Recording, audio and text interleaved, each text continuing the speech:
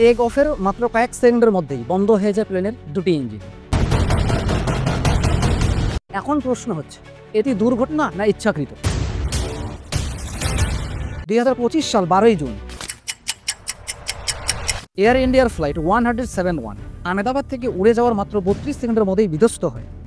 Take অফের ঠিক 7 second পরেই বিমানের দুটি ইঞ্জিন বন্ধ হয়ে যায়।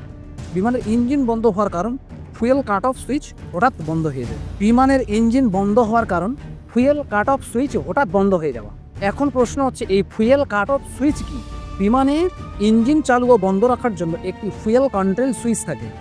এই সুইচ পাইলটের নিয়ন্ত্রণে থাকে। সাধারণত এটি নিজের থেকে নড়ে না, কিন্তু সিভিআর ককপিট ভয়েস রেকর্ডারে শোনা গেছে, বন্ধু তুমি কি ফুয়েল বন্ধ করেছো? উত্তর আসে না, আমি কিছু করিনি।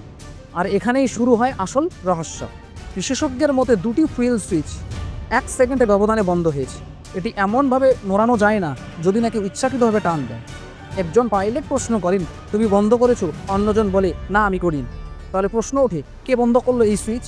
2018 সালে FAA মার্কিন এভিয়েশন কর্তৃপক্ষ বোয়িংকে সতর্ক করেছিল যে বোয়িং 737 ও 787 মডেলের কিছু বিমানই ফুয়েল সুইচগুলো নিজের থেকে নড়ে যেতে পারে।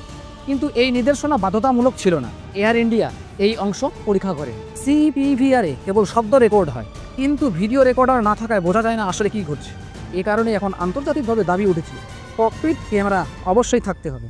DGCA ভারতীয় এভিয়েশন কর্তৃপক্ষ বোয়িং 787 ও 737 বিমানের ফুয়েল সুইচগুলো পুনরায় পরীক্ষা করতে বলেছে।